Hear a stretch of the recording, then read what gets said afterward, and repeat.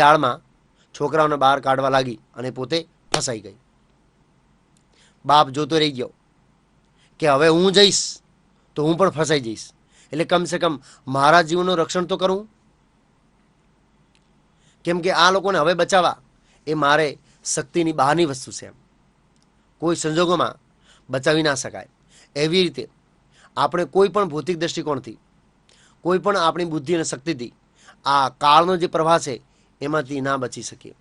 એ આપણનો સર્વનાશ તો કરવાનો જ. પણ આપણે કૃષ્ણનો આશરો લઈ અને ભગવાનના માન ભક્ત થઈ અને જન્મ મૃત્યુના ચક્રમાંથી બહાર નીકળી અને ભગવાનના ધામમાં જઈ શકીએ છીએ અને હંમેશને માટે આ કાળના પ્રવાહમાંથી બહાર નીકળી શકીએ છીએ. તો કૃષ્ણ ભક્તિનો આશરો લો, કૃષ્ણનો આશરો લો. નેક્સ્ટ શ્લોકમાં ભગવાન અર્જુનને પોતાની યોજના કહેશે. ભગવાન આ વિશ્વરૂપને દ્વારા અર્જુનને કહેશે કે મારી યોજના શું છે, હું શું કરવા માંગુ છું, હું તને શું બતાવવા માંગુ છું. નેક્સ્ટ શ્લોકમાં કહેશે, તસ્માત્ ત્વમુત્તિષ્ઠ યશો લભસ્વ જીત્વા શત્રુન ભુંક્ષ્વ રાજ્યમ સમૃદ્ધમ મયૈવૈતે નિહતાઃ પૂર્વમેવ નિમિત્તમાત્રં ભવ સવ્યસાચિન. માટે ઉઠ, યુદ્ધ કરવા કટિબદ્ધ થા અને યશ પ્રાપ્ત કર. તારા શત્રુઓને જીતીને સમૃદ્ધ રાજ્યને ભોગવ. મારી યોજના દ્વારા તો તેઓ બધા મૃત્યુ પામેલા જ છે. અને હે સવ્યસાચી, તું તો યુદ્ધમાં નિમિત્ત માત્ર થવાનો છે. આ 33મા શ્લોકમાં ભગવાન કૃષ્ણ પોતાની યોજના બતાવે છે વિશ્વરૂપ દ્વારા કે હે અર્જુન, મારી યોજનાને સમજવાનો પ્રયાસ કર. હું શું કરવા માંગુ છું. તસ્માત ત્વમ ઉત્તિષ્ઠ, તેથી ઉઠ. યશો, કીર્તિ પ્રાપ્ત કર. લભસ્વ, પ્રાપ્ત કર. જીતવા, જીતીને. શત્રુઓને. ભોગસ્વ રાજ્યમ સમૃદ્ધમ, સમૃદ્ધ રાજ્યને ભોગ કર. મય્યેવ નિહિતા, મય્યેવ મારા દ્વારા આ બધા નિહિતા એટલે હણાયેલા છે. પૂર્વ એવમ, પૂર્વ યોજના દ્વારા. નિમિત્ત માત્રમ ભવ્ય થા સાવે સાચીન, હે સાવે સચિન નિમિત્ત માત્ર થા. તું એવું વિચારે છે ને કે હું યુદ્ધ નહીં કરીશ તો આ બધા જીશે, મરશે નહીં? ના, બધાય મરવાના છે. તું યુદ્ધ કરીશ, નહીં કરીશ, તું મારીશ, નહીં મારીશ તો બી મરવાના છે. મારી યોજના તો નક્કી જ છે. મય્યેવ, મારા દ્વારા. પૂર્વયમ, પૂર્વ યોજના દ્વારા. મારી પૂર્વ યોજના છે, પહેલાંની જ યોજના છે કે હું આવું કરવાનું જ છું. તો તું એવું વિચારતો હોય કે હું મારા સગાવાળાને નહીં મારું તો મારા સગાવાળા મરશે નહીં. ના, આ યોજના મેં પહેલાંથી ઘડેલી જ છે. ખાલી બાણ ફેંક, અંધારામાં બાણ મારે, એમ ભગવાનનો કહેવાનો મતલબ એવું છે. તો બી આ બધા મરી જશે. કેમ? મારી યોજના તો પાકી જ છે, એમાં કોઈ ડાઉટ નથી. સાવે સાચીન, સાવે સાચી એટલે એક્સપર્ટ. 2 હાથથી બાણ છોડવામાં એક્સપર્ટ છે. આ બાજુ છોડે અને આ બાજુ છોડે. આમ છોડતા છોડતા થાકી જાય તો ધનુષ્ય આમ લઈ લે, આમ છોડે. આ કળા ફક્ત અર્જુનની અંદર હતી, બીજા કોઈની અંદર નથી. એમ 2 હાથથી બાણ ફેંકી શકે, એકચ્યુઅલી 2 હાથથી ધનુષ્ય પકડી શકે. અને ભગવાન સ્પષ્ટ કહેશે નિમિત્ત માત્રમ બનો, નિમિત્ત માત્ર બનો. બસ નિમિત્ત બનવા છે, કારણ બનવા છે. યોજના તો મારી તૈયાર જ છે. તારે ખાલી નામ કમાવાનું છે અર્જુન, નામ. આવું નામ ક્યાં મળે? યશ, કીર્તિ, લભસ્વ, પ્રાપ્ત કર. ભોગ, રાજ્યમ સમૃદ્ધમ, સમૃદ્ધ રાજ્યનો ભોગ કર. નિમિત્ત માત્ર બન. અને અર્જુનનો ડર સોનો છે? મહાન યોદ્ધાઓનો છે, મહાન યોદ્ધાઓનો. તો નેક્સ્ટ શ્લોકમાં અર્જુનનું ફેસ રીડિંગ કરી અને ભગવાન જોશે કે અર્જુનના મનમાં શંકા છે આ બધા મહાન યોદ્ધાઓ વિશે. તો એ બધાનું નામ એક એકનું ગણીને ભગવાન બતાવશે કે આ બધાય મરવાના છે. આનાથી તારે ડરવાની કોઈ જરૂર નથી. દ્રોણમ ચ ભીષ્મમ ચ જયદ્રથમ ચ કર્ણમ તથાન્યાનપી યોધવીરાન મયા હતાંસ્ત્વં જહિમા વ્યથિષ્ટા યુદ્ધસ્વ જેતાસિ રણે સપત્નાન. દ્રોણ, ભીષ્મ, જયદ્રથ, કર્ણ તથા અન્ય મહાન યોદ્ધાઓ પહેલાથી જ મારા વડે હણાઈ ચૂક્યા છે. માટે તું તેમનો વધ કર અને લેશ માત્ર વ્યથિત થઈશ નહીં. માત્ર યુદ્ધ કર અને યુદ્ધમાં તું તારા શત્રુઓને પરાસ્ત કરીશ. આ 34મા શ્લોકમાં ભગવાન કૃષ્ણ મોટા મોટા યોદ્ધાઓનું નામ લઈને બોલે છે, કારણ કે અર્જુનનો આ બધા વિશે ડર હતો. ઓલરેડી બધાના નામ તો પહેલાં લઈ લીધા છે ભગવાને, પણ વિશેષ એમાં એક વધુ એડ કરે છે. અને ભગવાન કહે છે દ્રોણાચાર્ય, ભીષ્મ ભીષ્મ પિતામહ, જયદ્રથનું નામ એડ કરે છે. કેમ? પછી કહે છે કર્ણ તથા અન્યાનપી, બીજા અન્યાઓ, યુદ્ધ વીરાન, બધા યોદ્ધાઓ માર્યા જશે. તો અહીં જયદ્રથનું નામ એડ કર્યું છે. કારણ શું છે ખબર છે? કારણ કે જયદ્રથે શિવજી પાસેથી વરદાન મેળવ્યું હતું, એટલે એને ડર હતો કદાચ એને જો વરદાન સફળ થાય તો અમે કેવી રીતે જીતીશું. એ કથા એવી છે કે જયદ્રથ જે ધૃતરાષ્ટ્રનો જમાઈ થાય છે, ધૃતરાષ્ટ્રની એક પુત્રી હતી, એ પુત્રીનો આ પતિ છે. તો એ દુર્યોધનને મળવા દિલ્હી હસનાપુર જતો હતો, અને રસ્તામાં વનવાસમાં પાંડવો હતા અને દ્રૌપદી એકલી હતી. તો એણે દ્રૌપદીને હરણ કર્યો, ઉઠાઈને લઈને ભાગી ગયો. દ્રૌપદી એટલી બધી સુંદર હતી. પાંડવો જંગલમાંથી પાછા આવ્યા, ઝૂંપડીમાં જોયું કે દ્રૌપદી નહીં એમ. તો આગળ દ્રૌપદીના જ્યાં પગ પડેલા હતા એ પગે પગે ગયા, અને એમને ડાઉટ થયો કે કોઈ એને ઉપાડી ગયો છે.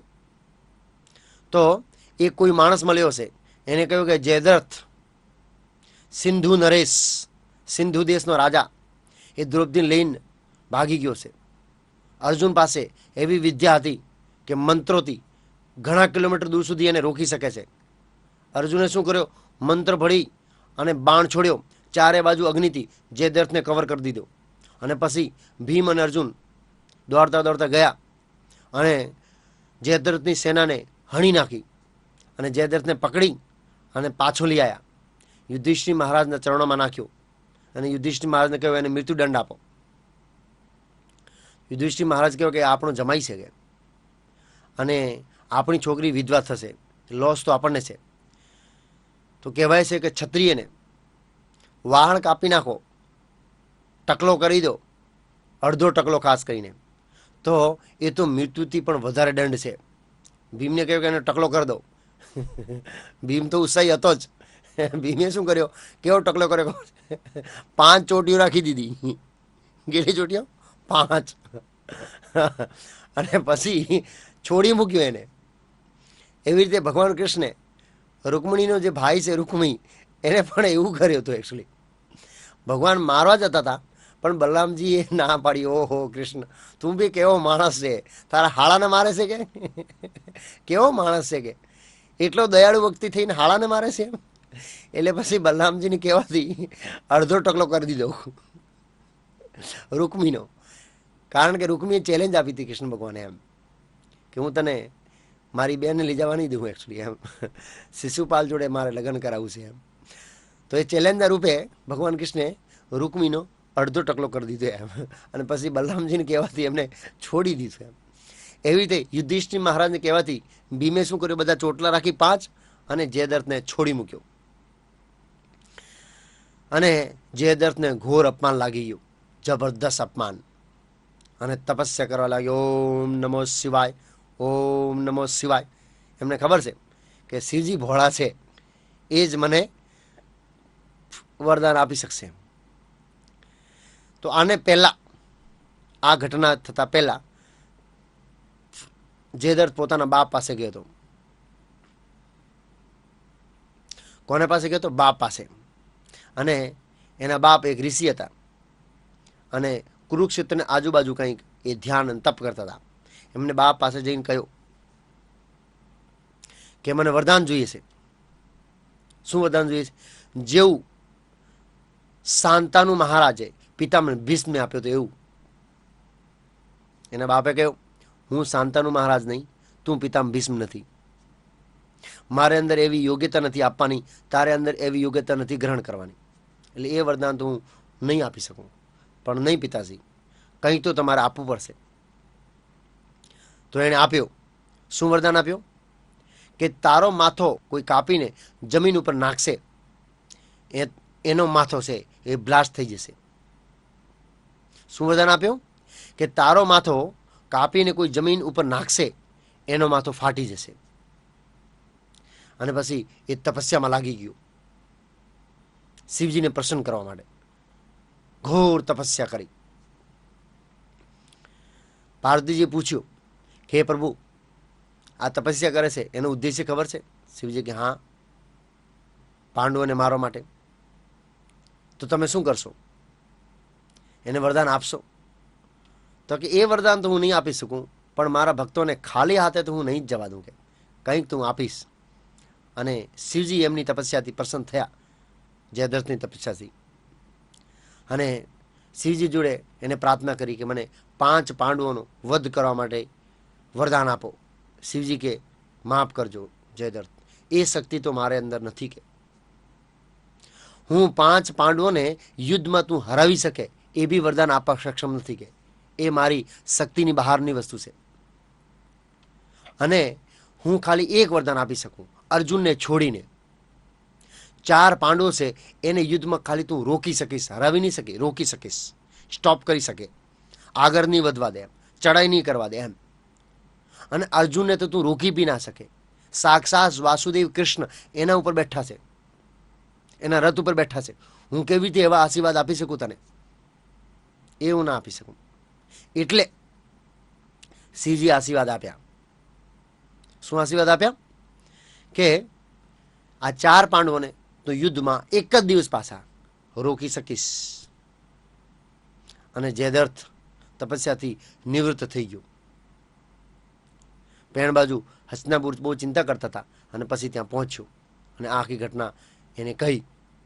તો એ જયદ્રથે એ વરદાનનો જે શિવજીનું વરદાન છે એનો ઉપયોગ અભિમન્યુના વધમાં કર્યો. અભિમન્યુને જે કોઠા હતા ચક્રવ્યૂહના, એ તોડતા આવડતું હતું, પણ પાછા નીકળતા નહોતું આવડતું. તો 4 ભાઈઓએ કહ્યું, એ દિવસે અર્જુનને યુદ્ધમાં બહુ દૂર લઈ ગયા. એક રાજા કૂટનીતિ કરીને, દુર્યોધનની કૂટનીતિ, એમને ખબર છે કે ચક્રવ્યૂહ ખાલી એક જ જણ તોડી શકે, એ છે અર્જુન અને ભગવાન કૃષ્ણ ખાસ કરીને, પણ એ તો સારથી છે એમ. આ લોકોને ખબર નથી કે અભિમન્યુના કોટા તોડતા આવડે છે એમ. તો અભિમન્યુ ઘૂસી ગયો અને 4 પાંડવો કહ્યો કે તું અંદર અંદર તોડતો જા અને અમે પાછળ પાછળ આવતા જઈશું. પણ એ દિવસે જયદ્રથે પોતાના વરદાનનો ઉપયોગ કર્યો અને રોકી દીધા 4 પાંડવોને. એટલે એ પાછળ ઘૂસી શક્યા નહીં અને આગળ જઈને બધા મહારથીઓ મળી અને એક સાથે અભિમન્યુનો વધ કર્યો. તારે અભિમન્યુ મર્યો. અભિમન્યુ કોઈ સામાન્ય યોદ્ધા નહોતો. બધાય મહારથીઓ ભેગા થયા ત્યારે એને હણી શક્યા, નહીં તો કોઈનું કામ નહીં અભિમન્યુ સાથે લડવાનું. એક દિવસ પિતામહ ભીષ્મની હાલત ખરાબ કરી દીધી અભિમન્યુએ. આટલો ઘા કરી દીધો અહીં. પિતામહ ભીષ્મ આમ જોયે છે ને, શાબાશ બેટા શાબાશ, દુનિયામાં પહેલી વાર એવો માણસ છે કે મારા શરીરની અંદર આટલો ઘા કર્યો છે. તારો પરિચય આપ બેટા, તારો પરિચય. તો કહેશે તમારો પુત્ર, તમારા પુત્રના પુત્ર, પુત્રનો પુત્ર શું એમ કે, અર્જુનનો પુત્ર અભિમન્યુ શું એમ કે. પિતામહ ભીષ્મ કે હે ભગવાન, કેવી પરિસ્થિતિમાં તું અમને લઈ આવ્યો છે એમ કે પ્રભુ. એને કે બેટા તું સાઈડમાં થઈ જાય એમ, હું તારો વધ કરીશ નહીં કે. અભિમન્યુ કે ના, આજે તો હું તમને ના જવા દઉં દાદા કે. પછી પિતામહ પોતાનો રથ સાઈડમાં લઈ જાય છે અને અભિમન્યુને ટાળી દે છે એકચ્યુઅલી. તો આ જયદ્રથની કથા છે. એટલે અર્જુનને જયદ્રથનો સૌથી વધારે ડર હતો, પણ ભગવાન કહે છે જયદ્રથમ, જયદ્રથ પણ મરી જશે, બીજા બધા યોદ્ધાઓ મરી જશે. મયા હસ્ત્વામ જહીમાં, વ્યથિત ના થઈશ, તું ડરીશ નહીં. યુદ્ધ કર. તે પૂછ્યું હતું ને બીજા અધ્યાયના 6 શ્લોકમાં, કોણ જીતશે? જીતાંસી રણે, તું જીતીશ અર્જુન, તું જીતીશ. ઉઠ હે સવ્યસાચી, યુદ્ધ કર. નિમિત્ત માત્ર થા. તો નેક્સ્ટમાં સંજય બતાવે છે કે જ્યારે અર્જુને આ કાળ રૂપ જોયો, વિશેષ કરીને વિશ્વરૂપને અંદર પણ કાળ રૂપ જોયો, જે બધાનો નાશ કરી રહ્યો છો, જે બધા યોદ્ધાઓને ગળી રહ્યો હતો, ચારે બાજુ અગ્નિથી બધા લોકોને ગળી રહ્યો હતો. એ વિશ્વરૂપને અંદર બીજો કાળ રૂપ હતો. એ કાળ રૂપને જોયો તો ફરી અર્જુન શું કરે છે? સ્તુતિ કરે છે. ફરી અધ્યાય 11 વિશ્વરૂપ દર્શન, શ્લોક 35-46, વિષય અર્જુનની પ્રાર્થના. સંજય ઉવાચ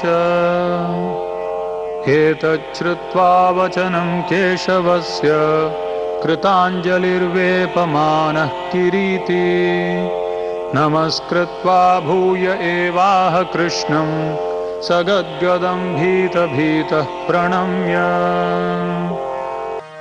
સંજયે ધૃતરાષ્ટ્રને કહ્યું, હે રાજા, પૂર્ણ પુરુષોત્તમ પરમેશ્વરના મુખેથી આ વચનો સાંભળ્યા પછી ધ્રુજી રહેલા અર્જુને તેમને હાથ જોડી વારંવાર નમસ્કાર કર્યા અને ડરતા ડરતા ભગવાન કૃષ્ણને ગદગદ કંઠે આ પ્રમાણે કહ્યું. આ 35મા શ્લોકમાં સંજય ધૃતરાષ્ટ્રને જણાવે છે કે જ્યારે અર્જુને ભગવાન કૃષ્ણ વચન સાંભળ્યા અને ભવિષ્યમાં યુદ્ધનો પરિણામ જોયો તો ફરીથી સ્તુતિ કરવા લાગ્યો. એત કૃચ્છ્વા વચનમ કેશવસ્ય, કૃષ્ણ વચન સાંભળીને કૃતાંજલિ હાથ જોડીને વેપ્યમાનમ ધ્રુજતા ધ્રુજતા કિરીટી અર્જુને નમસ્કાર કરીને ભૂય ફરીથી એવાહ કૃષ્ણમ કૃષ્ણને સગદગદમ ગદગદ કંઠે ભીત ડરતા ડરતા પ્રણમ્ય પ્રણામ કરીને શું કરવા લાગ્યો છે? સ્તુતિ કરવા લાગ્યો. સ્તુતિ કરવા. તો હવે અર્જુન જે બી બોલશે પોતાની આંખોથી જોયેલી વસ્તુ બોલશે. પોતાની આંખોથી જોયેલી વસ્તુ બોલશે અર્જુન ડાયરેક્ટ. અર્જુન ઉવાચ સ્થાને હૃષિકેશ તવ પ્રકીર્ત્યા જગત પ્રહૃષ્યત્યનુરજ્યતે ચ રક્ષાંસી ભીતાની દિશો દ્રવંતી સર્વે નમસ્યંતિ ચ સિદ્ધ સંઘાઃ. અર્જુને કહ્યું, હે ઋષિકેશ, આપના નામના શ્રવણથી જગત હર્ષ પામે છે અને એ રીતે પ્રત્યેક વ્યક્તિ આપના પ્રતિ અનુરક્ત થાય છે. સિદ્ધ પુરુષો આપને સાદર નમસ્કાર કરી રહ્યા છે, પરંતુ અસુરો ભયભીત છે અને તેઓ ચારે તરફ ભાગી રહ્યા છે. એ યોગ્ય જ થયું છે. આ 36મા શ્લોકમાં અર્જુન ફરીથી સ્તુતિ કરે છે. અર્જુન કહે છે, ઋષિકેશ તવ પ્રકૃત્યા જગત પ્રહસ્તે, આપણા નામથી જગત હર્ષ પામે છે, આનંદિત ઉલ્લાસિત થાય છે. અનુરજ્યતે સ, અનુરક્ત થાય છે. રક્ષાંશી, રાક્ષસ લોકો, ભીતાંતિ, ભયથી, દિશાઓમાં, દ્રવ્યંતી, સર્વે, બધા ભાગી રહ્યા છે. બધા અસુરો આપણા આ વિશ્વરૂપને જોઈને શું કરી રહ્યા છે? ભાગી રહ્યા છે. સ્થાને એ યોગ્ય જ થયો. નમસ્યંતી, નમસ્કાર કરે છે. ચ અને સિદ્ધ સંગા, સિદ્ધનો જે સંઘ છે, ગ્રુપ છે, સિદ્ધ લોકોનો જે ગ્રુપ છે, એ ગ્રુપ આપણે શું કરી રહ્યો છે? નમસ્કાર કરી રહ્યો છે. રક્ષાંશી ભીતાની દિશો દ્રવંતી સર્વા, બધા અસુરો ભાગી રહ્યા છે. એ યોગ્ય જ થયો. આપના સ્વરૂપને જોઈ અને અસુરો ડરી ગયા છે અને ભાગ કરે છે બધી દિશાઓમાં. એ યોગ્ય જ થયો. નેક્સ્ટ શ્લોકમાં પણ અર્જુનની સ્તુતિ કરે છે. તસ્માચ્ચ તેન નમેરન્ મહાત્મન ગરીયસે બ્રહ્મણોऽપ્યાદિકર્ત્રે અનંત દેવેશ જગન્નિવાસ ત્વમક્ષરં સદસત્તત્પરં જ. હે મહાત્મા, બ્રહ્માથી પણ શ્રેષ્ઠ આપ આદ્ય સ્રષ્ટા છો, તો પછી તેઓ આપને સાદર પ્રણામ કેમ ન કરે?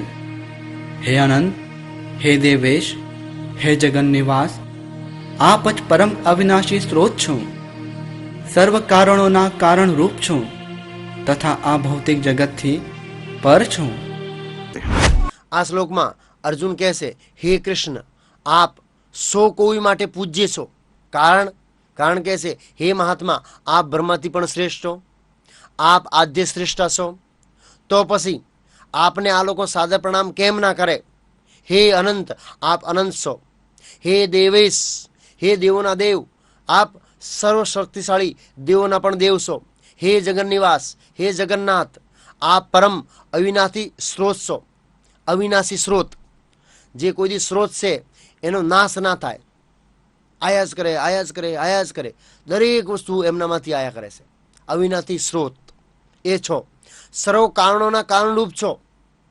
સર્વ કારણોના કારણરૂપ. અને આપ ભૌતિક જગતથી શું છો? પર છો. એટલા માટે આપ સૌ કોઈ માટે પૂજ્ય છો. નેક્સ્ટ શ્લોકમાં અર્જુન કહેશે કે આપ બધા દેવોના આદિદેવ છો. બધા દેવતાઓના કારણરૂપ છો. त्वमादिदेवः पुरुषः पुराणः त्वमस्य विश्वस्य परं निधानम् वेत्तासि वेद्यं च परं च धाम त्वया ततं विश्वमनन्तरूप. आप आद्य परमेश्वर सनातन पुरुष तथा आ दृश्य जगतना अंतिम आश्रय स्थान છો. આપ જ સર્વજ્ઞ છો અને આપ જ સર્વજ્ઞેય છો. આપ જ પરમ આશ્રય સ્થાન રૂપ છો અને ભૌતિક ગુણોથી પર છો. હે અનંત રૂપ, આ સંપૂર્ણ દ્રશ્ય જગત આપના દ્વારા વ્યાપ્ત છે. આ 38 શ્લોકમાં અર્જુન કહેશે તમે બધા દેવોના આદિદેવ છો. તવમ આદિદેવમ, દેવતાઓના બધા આદિદેવ. ઘણા લોકો ગેરસમજ કરે છે કે દેવોના મહાદેવ શિવજી છે, પણ અહીં અર્જુન છે સ્પષ્ટ કહેશે તવમ આદિદેવ, બધા દેવતાઓના આદિ છો. પુરુષ પુરાણ, સનાતન પુરુષ છો, પુરાણ પુરુષ છો. તવમસ્ય વિશ્વસ્ય પરમ નિધાનમ, સંપૂર્ણ જગતના તમે શું છો? આશ્રય સ્થાન છો. બધું જગત છે આપના આશ્રય ટકેલું છે, આપના લીધે ટકેલું છે. એના શેલ્ટર આપ શ્રી છો.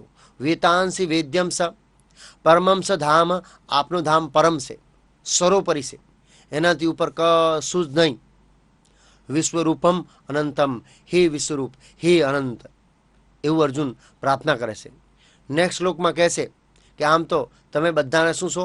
સાર રૂપે છો. બધું સાર તમારા અંદર જ રહેલો છે, એમ કહીએ તો ચાલે, એવું અર્જુન કહેશે. वायुर्यमोऽग्निर्वरुणः शशाङ्कः प्रजापतिस्त्वं प्रपितामहश्च नमो नमस्तेऽस्तु सहस्रकृत्वः पुनश्च भूयोऽपि नमो नमस्ते. આપ વાયુ છો તથા સર્વોપરી નિયંતા પણ છો. આપ અગ્નિ છો, જળ છો તથા ચંદ્ર પણ છો. આપ પ્રથમ જીવાત્મા બ્રહ્મા છો અને આપ પ્રપિતામહ છો. તેથી આપને 1000 વાર નમસ્કાર છે અને મારા વારંવાર નમસ્કાર છે. આ 39મા શ્લોકમાં અર્જુન કહેશે આમ તો તમે બધું વસ્તુનો સાર છો. વાયુ તમે છો. યમ અગ્નિ વરુણ શશાંક પ્રજાપતિ સ્ત્વમ પર પિતામહ. વાયુ તમે છો, અગ્નિ તમે છો, યમ તમે છો, વરુણ તમે છો, ચંદ્ર તમે છો, પ્રજાપતિ એટલે બ્રહ્માજી તમે છો, પર પિતામહ, પિતામહ નહીં, પિતામહ એટલે બ્રહ્માજી, પર પિતામહ બ્રહ્માજીના પણ બાપ તમે છો. નમોસ્તો અસ્તુ, હું આપને નમસ્કાર કરું છું. સહસ્ત્ર 1000 વાર નમસ્કાર કરું છું. પુનઃ ફરીથી, ભૂયો અપી ફરીથી, નમો નમસ્તે ફરી આપશ્રી નમસ્કાર કરું છું. કેમ કે આપશ્રી આટલા બધા મહાન છો. નેક્સ્ટ શ્લોકમાં અર્જુન અતિશય હર્ષિત થઈને ભગવાનને ચારે બાજુથી નમસ્કાર કરશે. ચારે બાજુથી જે બાજુ એની જગ્યા દેખાશે એ બાજુથી હર્ષિત થઈને, અતિશય આનંદિત થઈને અર્જુન ભગવાનને પ્રણામ કરશે. नमः पुरस्तादथ पृष्ठतस्ते नमोऽस्तु ते सर्वत एव सर्वम् अनन्तवीर्यामितविक्रमस्त्वं सर्वं समाप्नोषि ततोऽसि सर्वः. આપને સન્મુખથી, પાછળથી અને ચારે બાજુથી નમસ્કાર હો. હે અનંત વીર, આપ જ અપાર પરાક્રમના સ્વામી છો. આપ સર્વવ્યાપક છો અને તેથી આપ જ સર્વસ્વ છો. આ 40મા શ્લોકમાં અર્જુન છે અતિશય હર્ષિત થઈને ભગવાનને ચારે બાજુથી પ્રણામ કરે છે.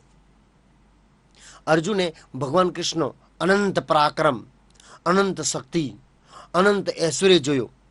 હે એટલે પ્રેમમય આવેશમાં આવી ગયો. ઓહો હો હો, આ મારો મિત્ર આટલો શક્તિશાળી, આટલી પરાક્રમ એની, કહેવાય નહીં એમ, ગદગદિત થઈ ગયો છે.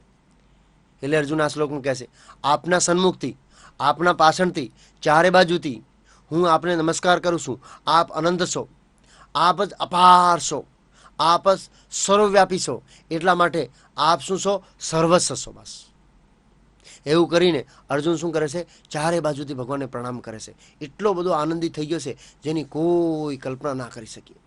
અર્જુનને ખ્યાલ નહોતો કે કૃષ્ણ આટલા બધા શક્તિશાળી છે, એમનો ઐશ્વર્ય આટલો બધો અપાર છે, એમની મહિમા એટલી બધી અપારંપાર છે. એ જોઈને અર્જુન બહુ આનંદિત થઈ ગયો. એમ નેક્સ્ટ શ્લોકમાં અર્જુન હવે માફી માંગશે કે પહેલાં મેં શું કર્યો હતો? તમારા જોડે મિત્ર જેવું વ્યવહાર કર્યો હતો, તોતડો વ્યવહાર કર્યો હતો, તમારા જોડે મેં મજાક કરી હતી, બધાના સામે મેં અપમાન કર્યું હતું, તમારો ટોન્ટ માર્યા હતા. તો એ બધા વિશે અર્જુન માફી માંગશે નેક્સ્ટ શ્લોકમાં કે આપ આટલા બધા મહાન છો અને મેં આપ શ્રી સાથે આવું વ્યવહાર કર્યો, એ સારું ના કહેવાય. એમ આ 46મા એપિસોડમાં આજે આપણે 11મા અધ્યાયના 28મા શ્લોકથી લઈ અને 11મા અધ્યાયના 40મા શ્લોક સુધી ચર્ચા કરી. એમાં બે મહત્વપૂર્ણ મુદ્દા છે. અર્જુને ભયાનક વિશ્વરૂપ જોયો તો અર્જુને પૂછ્યો કે આપ શ્રી કોણ છો? આ ભયાનક રૂપ કોનો છે? ભગવાન કે કાળ છું, કાળ, બધાનો સર્વનાશ કરવા આવ્યો છું. તો પહેલો મુદ્દો છે, આ કાળ બધાનો સર્વનાશ કરે. મોટા મોટા રાજ્ય, સામ્રાજ્ય, મોટા મોટા યોદ્ધાઓ, યુદ્ધવીરો બધાનો સત્યનાશ કરી નાખે છે. ઇતિહાસમાં આ કાળના પ્રભાવથી કોઈ બચ્યો નહીં. કોણ કાળના પ્રભાવથી બચી શકે? ખાલી ભગવાનના ભક્ત. એટલે ભગવાન આ શ્લોકમાં કહે છે કે 5 પાંડવો સિવાય બાકી બધા માર્યા જશે. તો 5 પાંડવો ભગવાનના ભક્તો હતા, એટલા માટે એ કાળના પ્રભાવથી બચી ગયા. જો આપણે પણ આ કાળના પ્રભાવથી બચવું હોય તો શું બનવું પડશે? ભક્ત. તો આ 46ના એપિસોડનો સારાંશ શું છે? આચરણમાં મૂકવા જેવી વસ્તુ શું છે? કે આપણે કૃષ્ણ ભક્ત થવું અને એક ભક્તની જેવી રીતે દિનચર્યા હોય, એક ભક્તની જેવી રીતે ચેતના હોય, એવી રીતે આખું જીવન ગાળવું. તો આપ શ્રી કહેશો કે શું ભક્તો વધારે જીવે છે? ના, પણ એમનો જે બીજો જન્મ થાય છે ને, એ સનાતન અને કાળના પ્રભાવથી શું હોય છે? મુક્ત હોય છે. એટલા માટે આપણે આ જીવન કૃષ્ણ ભક્ત તરીકે ગાળવું જોઈએ. એ જ આ 46ના એપિસોડમાં સારાંશ છે.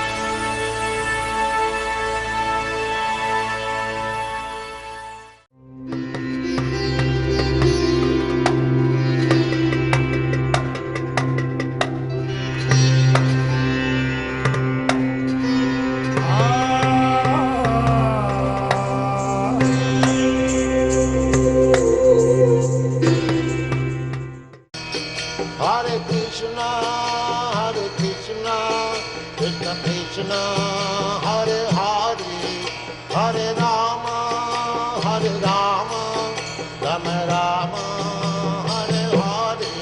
Hare Krishna, Krishna Krishna, Hare Hare, Hare Rama, Rama Rama, Hare Hare.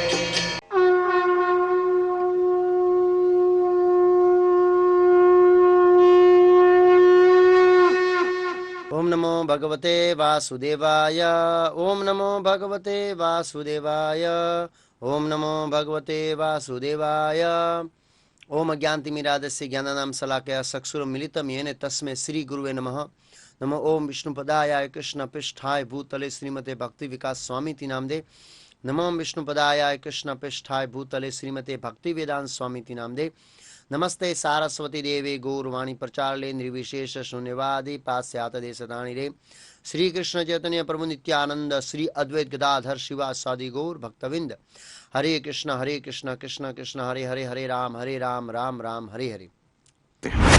સખેતિ મત્વા પ્રસભમ યદુક્તમ હે કૃષ્ણ હે યાદવ હે સખેતિ અજાનતા મહિમાનમ તવેદમ મયા પ્રમાદાત પ્રણયેન વાપી યચ્ચાહવાસાર્થમસત્કૃતોસી વિહારશય્યાસન ભોજનેષુ એકોથવાપ્યચ્યુત તત્સમક્ષમ તત્ક્ષામયે ત્વામહમપ્રમેયમ. આપને મારા મિત્ર તરીકે માનીને મેં આપને હે કૃષ્ણ, હે યાદવ, હે સખા જેવા અવિચારી સંબોધનોથી બોલાવ્યા છે, કારણ કે હું આપના મહિમાથી અજાણ હતો. મેં મૂર્ખામીથી કે પ્રેમવશ જે કંઈ કર્યું હોય તે માટે કૃપા કરી મને ક્ષમા કરો. મેં ઘણીવાર વિનોદમાં, વિશ્રામના સમયે, સાથે સૂતી વખતે, સાથે બેઠા હોઈએ ત્યારે અથવા સાથે જમતી વેળા, કોઈ વાર એકલા તો કઈ વાર ઘણા મિત્રો વચ્ચે આપનો અનાદર કર્યો છે. હે અચ્યુત, કૃપા કરી આપ મારા આ સર્વ અપરાધો ક્ષમા કરો. આ 41માં અને 42માં શ્લોકમાં અર્જુન ભગવાનની માફી માંગે છે કે ભૂતકાળમાં હું મારો મિત્ર સમજીને મેં આપને સાથે જે વ્યવહાર કર્યો હતો એ બધો વ્યવહાર ખરેખર ખોટો હતો, કેમ કે હું આપની મહિમાને જાણતો નહોતો. એટલે એના બદલ મને માફ કરજો. સખેતી મિત્વા, સખા માનીને, પ્રસજતમ યદુક્તમ, હે કૃષ્ણ, હે યાદવ, હે સખેતી, હે મિત્ર, આવી રીતે કરીને હું આપને બોલાવતો હતો. બધાને વચ્ચે અજાનંતા મહિમાનમ, આપની મહિમા જાણતો નહોતો. તવદેદમ મયા પ્રમાદાત પ્રણેન વાપી, પરમાત્મા કે વિનોદમાં મેં આપણો જે બી અપમાન કર્યો હોય એ મને માફ કરજો.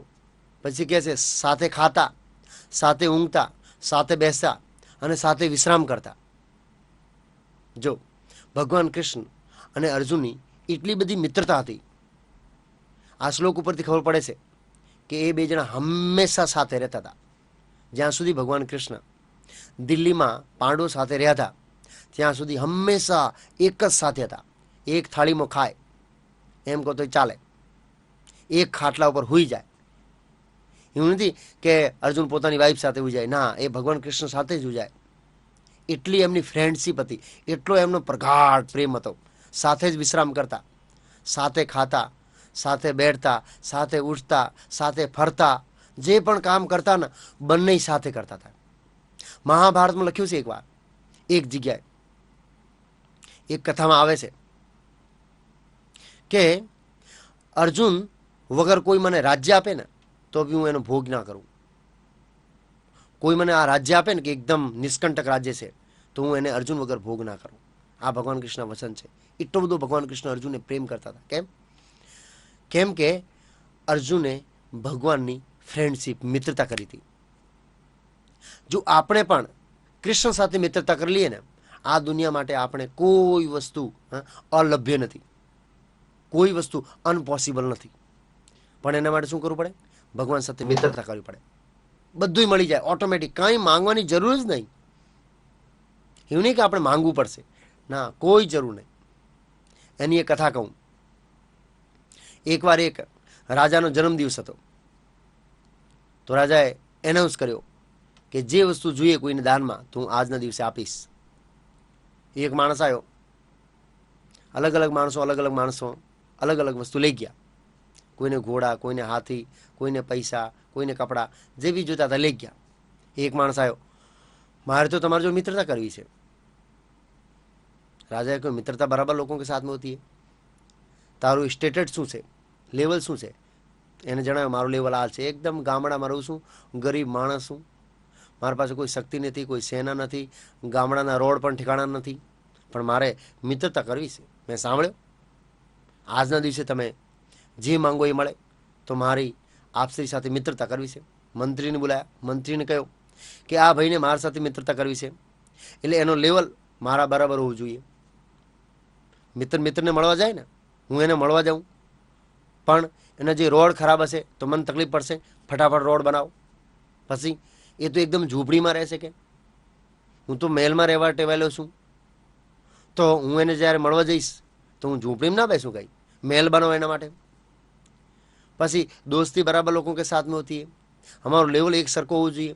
એ કામ કરો, અડધી સેના આપણામાંથી એને આપી દો, અડધો રાજકોષ એને આપી દો, જેટલી ફેસિલિટી મારી છે એનો હાફ કરી નાખો. આ ફળ થયું. બીજા બધા શું કર્યા? કોઈ ગાય લઈ ગયો, કોઈ પૈસા લઈ ગયા, વપરાશે. પછી શું થશે? હરે કૃષ્ણ, ફરી હતા ને એવા ગરીબ, પણ આ તો સમ્રાટ બની ગયા. મારે જોડે જેટલા ગાંવ છે રાજ્ય કરવા માટે, એના અડધા ગાંવ એને આપી દો. દોસ્તી બરાબર લોકો કે સાથ હોતી હે, ત્યારે દોસ્તી જામશે ને. તો ફક્ત દોસ્તી કરવાથી એ ગાંવના માણસને બધું મળી ગયું. એવી રીતે આપણે પણ ભગવાન સાથે દોસ્તી કરી અને ભગવાનના જે એપ્યુલેન્સ છે એના ભાગી બની શકે છે. ભગવાન આપણને આપી શકે છે, પણ એના માટે શું કરવું પડશે? ભગવાન જોડે દોસ્તી કરવી પડશે. દોસ્તી એ બહુ અગત્યનું છે એકચ્યુઅલી. તો અર્જુનનું કેવું એવું છે કે હે કૃષ્ણ, મેં અનાદર કર્યો, ઘણા લોકોને સામે પણ તમને ટોન્ટ માર્યા, ઓ યાદવ તમે તો બહુ સદાચારી છો, બહુ સત્ય બોલો છો, એવું કરી અને મેં આપશ્રીનો અપમાન કર્યું હતું, એ બદલ મને ક્ષમા કરજો પ્રભુ. હું આપની આ અજાનંતમ મહિમમ, આપની મહિમાથી અજાણ હતો, મને ખબર નહોતો કે આપ એક સામાન્ય વ્યક્તિ નથી, પણ એક મહાન મહાન હસ્તી છો, એમ એવું ખ્યાલ નહોતો મને, એટલા માટે મને માફ કરજો. એકચ્યુઅલી નેક્સ્ટ શ્લોકમાં અર્જુન કહેશે, આપ સમગ્ર જગતના શું છો? પિતા છો. પિતાસી લોકસ્ય ચરાચરસ્ય ત્વમસ્ય પૂજ્યશ્ચ ગુરુર્ગરીયાન ન ત્વત્સમોસ્ત્યભ્યધિકઃ કુતોऽન્યો લોકત્રયેऽપ્ય પ્રતિમ પ્રભાવ. આપ આ સંપૂર્ણ જગતના સ્થાવર અને જંગમ સર્વના પિતા છો. આપ તેના પરમ પૂજ્ય આધ્યાત્મિક ગુરુવર્ય છો. આપનો કોઈ સમવડ્યો નથી અને ન તો કોઈ આપની સાથે સમરૂપ થઈ શકે તેમ છે. તેથી હે અપરિમેય શક્તિશાળી પ્રભુ, ત્રણેય લોકમાં આપથી અધિક શ્રેષ્ઠ કોણ હોઈ શકે? આ 43મા શ્લોકમાં અર્જુન કહેશે, આપ સર્વ લોકના પિતા છો, સમસ્ત જગતના પિતા છો. પિતાંસી લોકસ્ય, સર અસર, સર અને અચર. આપ સંપૂર્ણ જગતના સ્થાવર અને જંગમ સર્વના પિતા છો. તમામસ્ય પૂજસ્ય ગુરુ ગરિયાન, આપ આધ્યાત્મિક સર્વોપરી આધ્યાત્મિક ગુરુ છો. ન તમમ સમો, આપના સમોવડિયું કોઈ નથી અને ન તો કોઈ આપના સમરૂપ થઈ શકે. અધ્યૈતિકો કુતો અન્યો ત્રય લોકત્રય, ત્રણ લોકમાં આપનાથી ઉપર તો કોણ હોઈ શકે? કોઈ ના હોઈ શકે. આપના સમોવડિયું કોઈ નથી અને આપને સમરૂપ થઈ શકે તેવો કોઈ વ્યક્તિ નથી આ દુનિયામાં. આ અર્જુનનું સ્ટેટમેન્ટ છે. સર્વશ્રેષ્ઠ ધનુર્ધારી, ત્રણ લોકોમાં વિખ્યાત, એ બોલી રહ્યો છે આ બધું વિશ્વરૂપને જોઈને. હે અપરિમેય શક્તિશાળી પ્રભુ, આપનાથી તો પ્રભાવશાળી શક્તિશાળી કોણ હોઈ શકે? આપના સંબોળીઓ નથી, આપને સમરૂપ થઈ શકે તેવું કોઈ નથી. એટલા આપ મહાન છો, જેની કોઈ કલ્પના ના કરી શકે. તો આપનાથી ઉપર તો કેવી રીતે કોઈ હોઈ શકે? અને આજના મૂર્ખાઓ જે એક તુચ્છ જીવડા જેવા છે, એની સ્ટેટમેન્ટ લખે કે શું આ વ્યક્તિ ભગવાનથી ઉપર છે, હું ભગવાનથી ઉપર છું, આ અવતાર ભગવાનથી ઉપર છે. અર્જુનનો સ્ટેટમેન્ટ જો, અર્જુનનો આ બધું અર્જુન જોઈને બોલી રહ્યો છે, આંધળો થઈને નહીં બોલી રહ્યો છે. અને અર્જુન એટલે કોઈ સામાન્ય વ્યક્તિ નથી, મહાન મહાન વ્યક્તિ છે. શાસ્ત્રોની એમાં અને મહાભારતમાં એની જબરદસ્ત પ્રસિદ્ધિ છે, કીર્તિ છે અર્જુનની. મહાભારતમાં, પુરાણોમાં, હરિવંશ પુરાણમાં, દેવતા લોકમાં પણ અર્જુનની પ્રસિદ્ધિ હતી. વિચાર કરો, બધાય દેવતાઓએ અર્જુનને દિવ્યાસ્ત્ર આપ્યા હતા, આપવા જ પડ્યા એમ, એટલો એનો પ્રભાવ હતો એમ. આશીર્વાદ આપ્યા હતા બધા દેવતાઓએ. વિચાર કરો, સ્વર્ગલોકમાં ગયો તો આ શરીરે એવો કોઈ છે વ્યક્તિ આ દુનિયામાં અર્જુનની બરોબર કરી શકે? એનો એક ગુણ નથી લોકોની અંદર અર્જુનના જેવું. અને બસ શું લખે, આ વ્યક્તિ કૃષ્ણથી ઉપર છે, અમારા ભગવાન જે અવતાર થયા કૃષ્ણથી ઉપર છે. મૂર્ખ, તારો લેવલ શું છે, તારી પોઝિશન શું છે એમ આ લખવાની. અર્જુનનું સ્ટેટમેન્ટ જુઓ એમ. એ સામે કૃષ્ણ જોઈ રહ્યો છે, આ શરીરે સ્વર્ગલોક જઈને આવ્યો. વિચાર કરો કેટલો શક્તિશાળી અર્જુન, કરોડો કરોડો યુદ્ધમાં લોકોને હરાઈ દીધા એમ. એ અર્જુન બોલે છે કે હે કૃષ્ણ, આપને સમરૂપ થઈ શકે તેવું આપનો સમોડિયો કોઈ નથી, તો ત્રણ લોકમાં આપનાથી પરે કોણ હોઈ શકે એમ. તો નેક્સ્ટ શ્લોકમાં અર્જુન સાષ્ટાંગ પ્રણામ કરીને ભગવાનને શું માંગશે? માફી માંગશે. મિત્ર રૂપે જે વ્યવહાર કર્યો એમના સાથે એના બદલ. તસ્માत् પ્રણમ્ય પ્રણિધાય કાયં પ્રસાદયે ત્વામહમીશમીડ્યમ હિતેવ પુત્રસ્ય સખેવ સખ્યુઃ પ્રિયઃ પ્રિયાયાર્હસી દેવ સોઢું.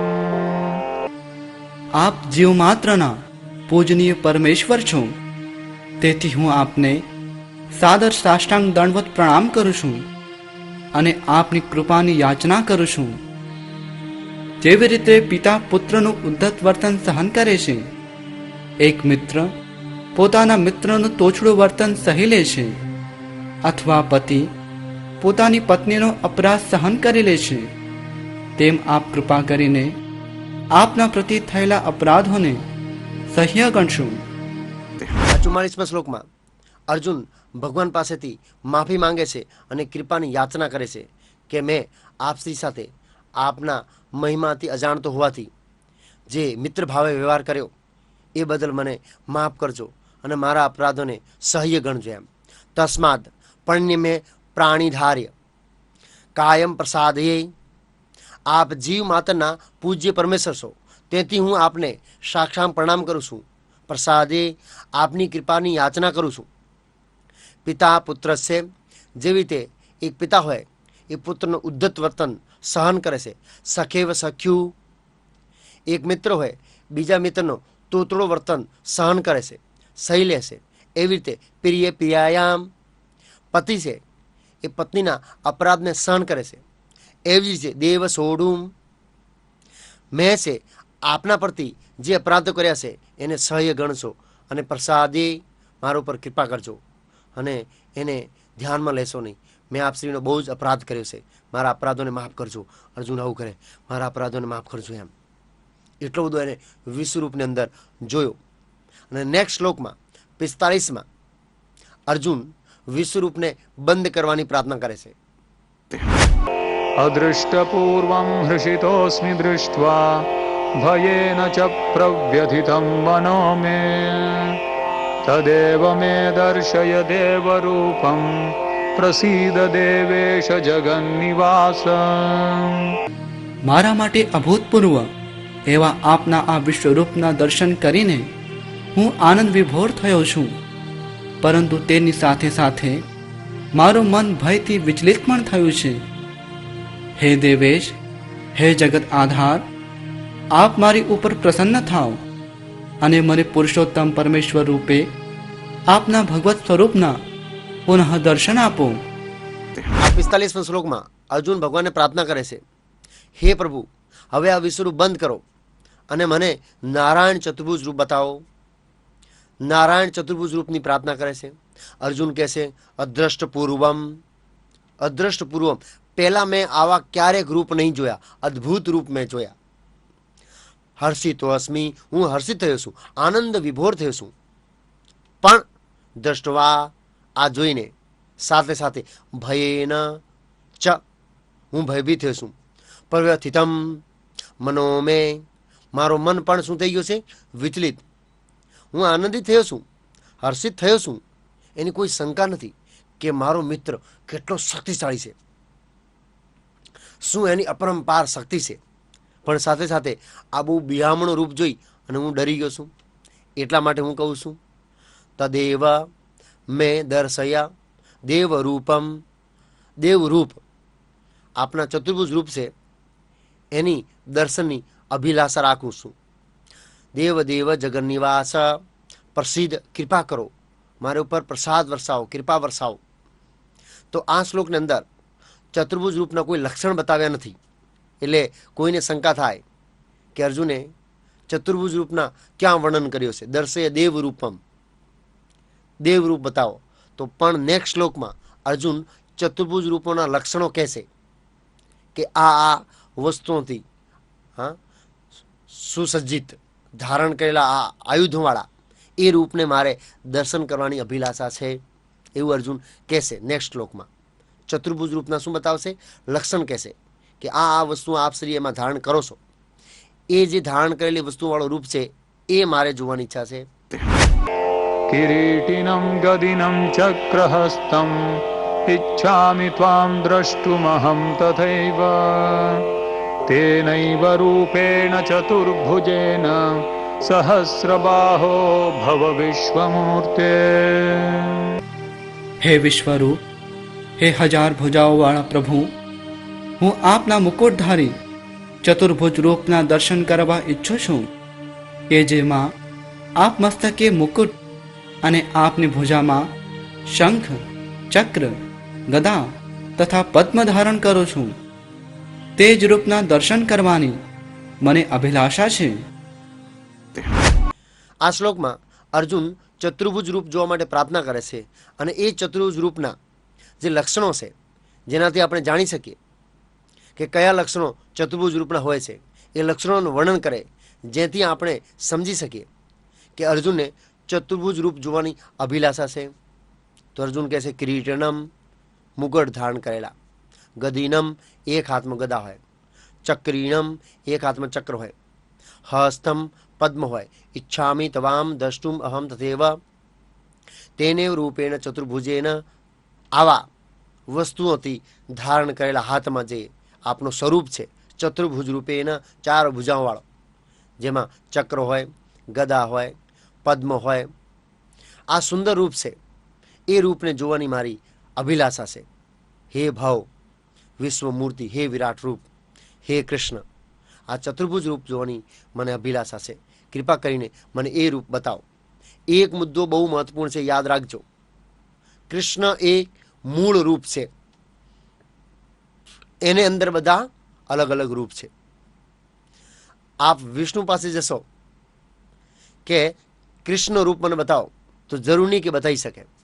હાલાકી વિષ્ણુ અને કૃષ્ણ એક જ છે, પણ છતાંય આ કૃષ્ણ સ્વરૂપ છે, દ્વિભુજ રૂપ, એ ચડિયાતો છે. એને અંદર વિષ્ણુનું રૂપ છે, અલગ અલગ વિષ્ણુના રૂપો છે, હજારો. પણ વિરાટ રૂપ પાસે ચતુર્ભુજ રૂપ નથી અને દ્વિભુજ રૂપ નથી.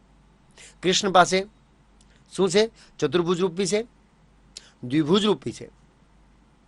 અને ભગવાન કૃષ્ણે ઘણીવાર એ ચતુર્ભુજ રૂપને પ્રકટ બી કર્યો હતો. તો જો કૃષ્ણ પાસે ના હોય તો કેવી રીતે પ્રકટ કરે? તો નેક્સ્ટ શ્લોકમાં અર્જુનના પ્રત્યુત્તર રૂપે ભગવાન ચતુર્ભુજ રૂપમાં દર્શન આપે છે. અધ્યાય 11 વિશ્વ રૂપ દર્શન, શ્લોક 47 થી 55 વિશે ભગવાન શ્રી કૃષ્ણ દ્વિભુજ રૂપ ફક્ત શુદ્ધ ભક્તો જોઈ શકે. શ્રી ભગવાનુવાચ મયા પ્રસન્નેન તવાર્જુનેદં રૂપં પરમ દર્શિતમાત્મયોગા તેજોમયં વિશ્વમનંતમાદ્યં યન્ને ત્વદન્યેન ન દૃષ્ટપૂર્વમ. પરમેશ્વર બોલ્યા, મેં પ્રસન્ન થઈને મારી અંતરંગ શક્તિ દ્વારા તને આ ભૌતિક જગતમાં મારા આ પરમ વિશ્વરૂપના દર્શન કરાવ્યા છે. આની પૂર્વે અન્ય કોઈએ આ અનંત તથા દેદીપ્યમાન તેજોમય આદ્યરૂપને ક્યારેય જોયું નથી. આ 47 શ્લોકમાં ભગવાન અર્જુનની પ્રાર્થનાના પ્રત્યુત્તર રૂપે જવાબ આપે છે. શ્રી ભગવાન વાચ મયા પ્રસન્નેન, મેં પ્રસન્ન થઈને તવા તને અર્જુન, હે અર્જુન, ઈદમ આ રૂપમ રૂપ પરમ પરમ રૂપ દર્શિતમ દર્શાવ્યો આત્મયોગાત, મારી અતરંગ શક્તિથી આ ભૌતિક જગતમાં મેં મારા પરમ વિશ્વરૂપના દર્શન તને કરાવ્યા, કારણ કે હું તારા ઉપર પ્રસન્ન થયો. ભગવાન આપણે ઉપર પ્રસન્ન થાય એ બહુ જરૂરી છે. આપણે એવી રીતે કાર્ય કરવું જોઈએ કે જેનાથી ભગવાન શું થાય? પ્રસન્ન થાય. અને એના માટે આપણે ગમે તે કરવું પડે તો આપણે કરી નાખવું જોઈએ. પણ જો એનાથી ભગવાન પ્રસન્ન થતા હોય તો અર્જુને શું કર્યું? ભગવાનની પ્રસન્નતા માટે પોતાના સગાવાળાને મારી દીધા. પણ કોને પ્રસન્ન કર્યા? ભગવાનને. ભગવાન આપણને કોઈ દિવસ એવું નહીં કે તમે તમારા સગાવાળાને મારશો તો હું પ્રસન્ન થઈશ. આ એક સ્પેશિયલ કેસ હશે. પણ છતાંય કહેવાનો મતલબ શું છે કે જો ભગવાન પ્રસન્ન થતા હોય અને પોતાના સગાવાળાઓને મારવાનો વારો આવે તો મારી નાખવા જોઈએ. અર્જુનનું ઉદાહરણ છે. પણ ભગવાન પ્રસન્ન થવા જોઈએ એ બહુ અગત્યનું છે. નો ડાઉટ ભગવાન કોઈ દિવસ એવું કહેતા નહીં બધાને કે ભાઈ તમે તમારા બધાના સગાવાળાને મારશો તો હું પ્રસન્ન થઈશ એમ. પણ આ તો આખી ઘટના એવી રીતે ઊભી થઈ ગઈ, આખો સંયોગ એવી રીતે ઊભો થઈ ગયો હતો. અને એ અર્જુન માટે હતો, આપણા માટે શક્ય નથી. અને નહીં તો ભગવાન આપણા માટે આવું વાતાવરણ ઊભું કરે. ભગવાન એક પરીક્ષામાં પેપર કેવી રીતે આપે? પહેલા ધોરણનો છોકરો તો પહેલા ધોરણનો જ પેપર આવે, 10મા ધોરણનો છોકરો 10મા ધોરણનો જ પેપર આપે. એવી રીતે ભગવાન આપણને આટલી બધી કઠિન કાર્ય નહીં કરાવે. આપણું જે લેવલ છે એ પ્રમાણે આપણી પરીક્ષા લેશે. અર્જુનનો એટલો બધો લેવલ હાઈ હતો એટલા માટે એને પેપર બી હાઈ હતો. તો જે ક્લાસમાં ભણતા હોઈએ એ જ લેવલના પેપર આવે. ભગવાન આપણી પરીક્ષા લેશે. પણ અર્જુન જેવી પરિસ્થિતિ આપણને નહીં આવે, કેમ કે આપણે એટલો બધો લેવલ નહીં અર્જુન જેવું કે આપણે પાસ બી થઈ શકીએ. તો આ ભગવાનને પ્રસન્નતા માટે પોતે ગમે તે કરવા તૈયાર હોય એની એક કથા છે. એકવાર નારદ મુનિ દ્વારકામાં ગયા હતા અને ભગવાન આમ માથું થોડું દબાવતા હતા. નારદ મુનિ પૂછ્યું કે સ્વામી માથું દુખે છે? તો કે હા. તો કે શું કરીએ તો આપશ્રીનું માથું સારું થાય? તો કે કોઈ મારા ભક્તની ચરણ રજ લાવી અને માથે લગાવે અથવા તો મને લાવી આપે તો મારો માથો મટી જાય. નારદ મુનિ પહેલા વિચાર કે હું આપું, પછી હું ના આપું, નરકમાં જવું. મારી ચરણ રજ પર બ્રહ્મ પૂર્ણ પુરુષોત્તમ ભગવાન કૃષ્ણ માથે લગાવું તો હું નરકમાં જાઉં. ઘણા બધા રાજાઓ પાસે ગયા, યજ્ઞ કરતા હતા, સ્વાહા સ્વાહા સ્વાહા, વિષ્ણુની પ્રસન્નતા માટે કે તમે તમારી ચરણ રજ આપો. કેમ? ભગવાન કૃષ્ણ માથું દુખે છે. નારદ મુનિ આપની બુદ્ધિ તો નહીં બગડીને? તો કેમ? મૂર્ખ છો? કરોડો વર્ષો સુધી અમારે નરકમાં રહેવું પડશે અમારી ચરણ રજ જો ભગવાન પોતાને માથે લગાવશે તો. એમ કરતાં કરતાં કરતાં કરતાં કથા બહુ લાંબી છે. બહુ બધા રાજાઓ પાસે ગયા, બહુ બધા ભક્તો પાસે ગયા, બધાએ ના પાડી. છેવટે વૃંદાવનમાં ગયા. નારાયણ નારાયણ નારાયણ. ગોપીઓને કહો ભાઈ દ્વારકાની પરિસ્થિતિ સારી નથી. તો કે શું છે? કૃષ્ણ ભગવાનને માથો દુખે છે. તો ગોપીઓ કે અમે શું કરી શકીએ? એના માટે અમે કંઈ મદદ કરી શકીએ? તો તૈયાર છીએ અમે. તો કે હા, એક મદદ કરી શકો. ભગવાન કૃષ્ણ એવું કહ્યું કે મારા શુદ્ધ ભક્તોની ચરણ રજ કોઈ લઈ આવે એ હું માથે લગાવું તો મારો માથો મટી જાય દુખતું. ગોપીઓ તરત લો, એક જ સેકન્ડ એમ. નારદ મુનિ બોલતા બંધ થયા નહીં એને પહેલાં જ પગને નીચે જે માટી હતી કાઢીને આપી દીધી. લો, પોટલી વાળી દો. તમારી જે ઓઢી છે છાપી એમાં. નારદ મુનિ કે તમે બધી મૂર્ખીઓ થઈ ગયો છો કે? તો કે શું કહે થયો શું એમ કહો ને. તમને ખબર છે એનું પરિણામ શું આવશે? ના, એનું પરિણામ એ આવશે કે તમને કરોડો વર્ષો સુધી નરકમાં રહેવું પડશે. કોઈ વાંધો નહીં ગોપીઓ કે કોઈ વાંધો નહીં. જો અમારા નરકમાં રહેવાથી ભગવાન કૃષ્ણનો માથો દુઃખ તો મટી જતો હોય તો અમે કરોડો વર્ષો નરકમાં રહેવા તૈયાર છીએ. નારદ મુનિને ઝાટકો લાગી ગયો. શું ઉચ્ચ કોટીની ભક્તિ છે. ગોપીઓ કરોડો વર્ષો સુધી નરકમાં રહેવા તૈયાર થઈ ગઈ કે જો આપણી ચરણ રજથી અને અમારા નરકમાં રહેવાથી કૃષ્ણ ભગવાનનો માથું દુખતું હોય અને કૃષ્ણ ભગવાન પ્રસન્ન રહી શકતા હોય તો અમે નરકમાં રહેવા તૈયાર. આને કહેવાય શુદ્ધ ભક્તિ. પ્રેમ લક્ષણા ભક્તિનું નામ આ જ છે. નારદ મુનિએ ગોપીઓની ચરણ રજ લીધાઈને પ્રભુને આપી. સ્વામી, આ ગોપીઓની ચરણ રજ છે, એમને આપી છે. તો ભગવાને શું કહ્યું? નારદ મુનિ, આ તો તમે આપી શકતા હતા ને. નારદ મુનિનું માથું નીચું થઈ ગયું. કોઈ શંકા નથી કે નારદ મુનિ એક મહાન મહાન ભક્ત છે ભગવાનના. પણ છતાંય જે ગોપીઓનો પ્રેમ છે કૃષ્ણ પ્રત્યેનો, ભગવાન પ્રત્યેનો, એની સરખામણી તો આ દુનિયામાં કોઈને સાથે થઈ જ ના શકે. ભગવાન કૃષ્ણ પણ શ્રીમદ ભાગવતના 10મા સ્કંદમાં કહ્યું કે હું તમારો જે ઋણ છે, બ્રહ્માજીના એક દિવસ દરમિયાન જો તમારી સેવા કરું તો બી હું તમારું ઋણ કોઈ દિવસ ચૂકી ના શકું. એટલી બધી આપ મને સેવા કરી, આપ લોકોએ મારી એટલી બધી સેવા કરી છે. શું એમની શરણાગતિ હતી ગોપીઓની. લોકો એને ભલે ભૌતિક દ્રષ્ટિકોણથી જોવે, પણ જે લોકો શાસ્ત્રના જ્ઞાતા છે, આ રહસ્યને જાણે છે શાસ્ત્રના દ્રષ્ટિકોણથી, એ લોકો સમજી શકે શું ગોપીઓની ઉત્કૃષ્ટ ભક્તિ હતી. કૃષ્ણને પ્રસન્ન કરવા માટે કરોડો વર્ષ નરકમાં રહેવા તૈયાર, કૃષ્ણ માટે કષ્ટ લેવા 1000 ગણો તૈયાર, જો કૃષ્ણ પ્રસન્ન થાય તો. આ શ્લોકમાં મયા પ્રસન્નેના, આપણા જીવનો ધ્યેય પણ એ જ છે કે આપણે યેન કેન પ્રકરણ કૃષ્ણને પ્રસન્ન કરવાનો શું કરીએ? પ્રયાસ. આજે એક વાર્તા યાદ આવી એટલે કહી દીધી.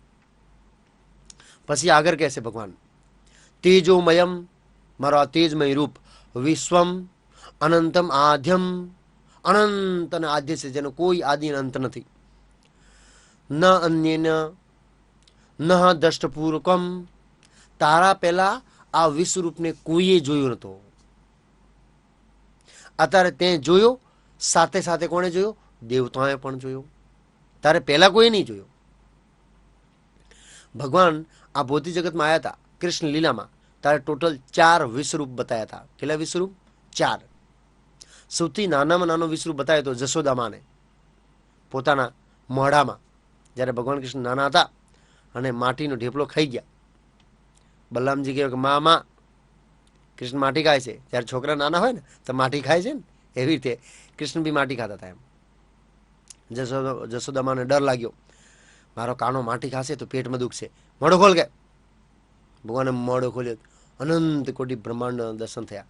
તો 1 સેકન્ડ માટે જશોદામાને એવું થયું કે મને સપનું આ એવું લાગ્યું.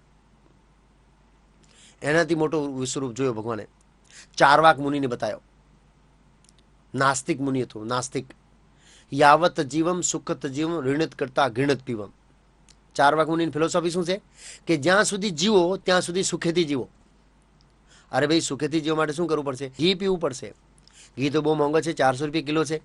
કોઈ વાંધો નહીં, ઉધાર લાવો, દેવ કરી લાવો, ઋણ કરી લાવો, તો એનો કર ચૂકવવું પડશે ને. ના ભસ્મીભૂતસ્ય દેહસ્ય ન ગુતો કમનપી.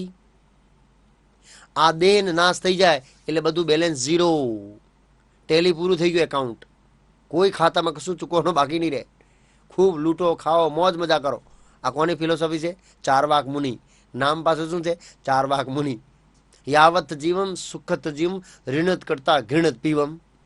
જ્યાં સુધી જીવો ત્યાં સુધી સુખથી જીવો, અને સુખથી જીવો માટે ઘી પીવો.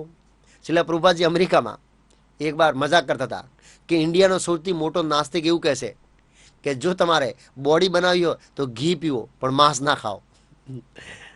એ લોકોને ઘી ખાવા માટે પ્રોત્સાહન આપતા હતા, એમ માંસ બંધ કરવા માટે. એટલે જોક માર્યો પ્રભુપાદજી એક વાર. તો એ ચારવાક મુનિ જ્યારે ભગવાન કૃષ્ણ પાછા દ્વારકા જતા હતા તો વ્યાસ મુનિઓ, ઘણા બધા મુનિઓ હતા, એનાથી ઘેરાયેલા હતા ભગવાન કૃષ્ણ. અને ચારવાક મુનિ નાસ્તિક હતો. એમને કહ્યું વ્યાસદેવને દેખતા કે આ જ કારણ છે જેના લીધે આખો કુરુવંશ નાશ થઈ ગયો. આને જ પોલિટિક્સ કરાયું છે, કે આ જ રાજનીતિ રમ્યો છે એમ કે. એટલે ભગવાન ક્ષુમ વિશ્વરૂપ બતાવ્યો. પછી વેદ વ્યાસે એને તગડી કાઢ્યો બહાર.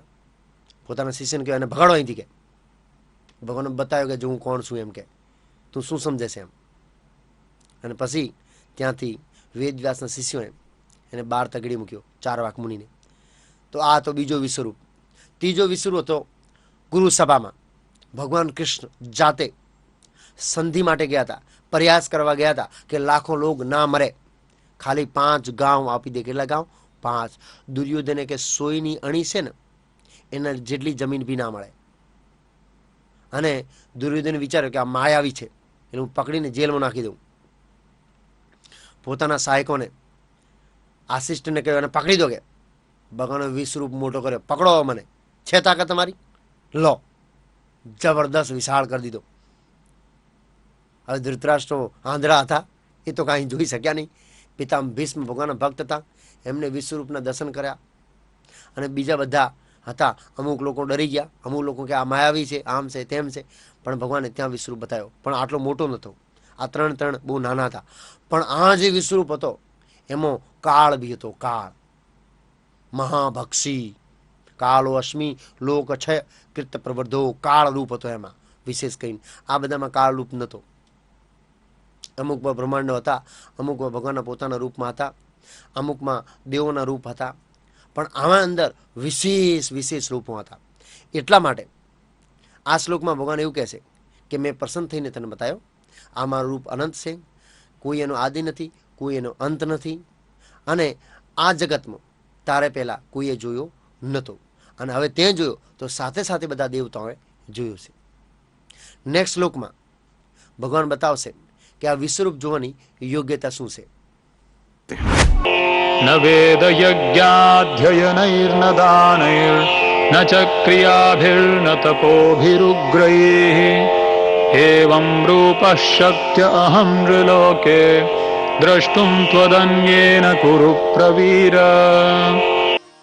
હે કુરુવીર શ્રેષ્ઠ, તારાથી પૂર્વે મારા આ વિશ્વરૂપને કોઈએ કદી જોયું નથી, કારણ કે આ ભૌતિક જગતમાં મારા આ રૂપનું દર્શન ન તો વેદાધ્યયનથી, કે ન તો યજ્ઞ કરવાથી, કે ન તો દાનથી, કે સત્કર્મ કરવાથી, અથવા ન તો કઠોર તપ કરવાથી પણ થઈ શકે છે. આ 48મા શ્લોકમાં ભગવાન કૃષ્ણ આ વિશ્વરૂપને બતાવે છે કે એને જોવું કેટલું બધું દુર્લભ છે. ફક્ત વિષ્ણુ ભક્તા, ભગવાન વિષ્ણુ ભક્તો છે એ જ આ રૂપને જોઈ શકે, બાકી કોઈ યોગ્યતા નથી જોવાની. તો ભગવાન કહે છે ન વેદ યજ્ઞા અધ્યનેર ન દાનેર ન સક્રિયાભીર ન ઉગ્ર તપોર. 48મા શ્લોકમાં ભગવાન બતાવે છે કે આ વિશ્વરૂપને જોવાની યોગ્યતા શું છે, કઈ કઈ વસ્તુઓથી જોઈ શકાય છે. આ શ્લોકમાં 48મા શ્લોકમાં ભગવાન કૃષ્ણ સમજાવે છે કે કઈ કઈ વસ્તુઓથી કરવાથી. 48મા શ્લોકમાં ભગવાન બતાવે છે કે ગમે તેટલી ભૌતિક જગતમાં વસ્તુઓ કરે તો બી આ વિશ્વરૂપને જોઈ ના શકે. મયા પ્રસન્નેન, મારી કૃપાથી જ જોઈ શકે. બીજી જેટલી બી ધાર્મિક ક્રિયાઓ છે જેનું નામ આ શ્લોકમાં ભગવાન બોલશે, એ કરવાથી પણ આ વિશ્વરૂપ કોઈ જોઈ શકે નહીં. તો ભગવાન કહેશે ન વેદ યજ્ઞા, વેદ યજ્ઞથી, અધ્યને એ અધ્યયન કરવાથી, ન દાનેર દાન કરવાથી, ન સક્રિયાભી સત્કર્મો કરવાથી, ન તપોર્ભીરુગ્રે નહીં તો તપસ્યા કરવાથી, એવમ રૂપમ શક્ય આ રૂપ જોવું શક્ય છે. અહમ નરલોકે આ મનુષ્ય લોકમાં, દ્રષ્ટુમ અન્યનેન કુરુવીર તારા સિવાય આ વિશ્વરૂપને કોઈ જોઈ શકે નહીં. અર્જુન કેમ જોઈ શકે અને કોણ જોઈ શકે? દેવ વ્યક્તિ, દેવ. તો વૈદિક શાસ્ત્રોમાં કયો છે વિષ્ણુ ભક્તા સ્મર્ત દેવા, વિષ્ણુના ભક્તો છે એ દેવો જેવા છે, એ રિયલ દેવ છે, તો એ જોઈ શકે છે, બાકી કોઈ જોઈ શકે નહીં. નેક્સ્ટ શ્લોકમાં 49ના શ્લોકમાં ભગવાન કહેશે કે હા હવે હું વિશ્વરૂપને બંધ કરું છું અને ચતુર્ભુજ રૂપને શું આપું છું? દર્શન આપું છું.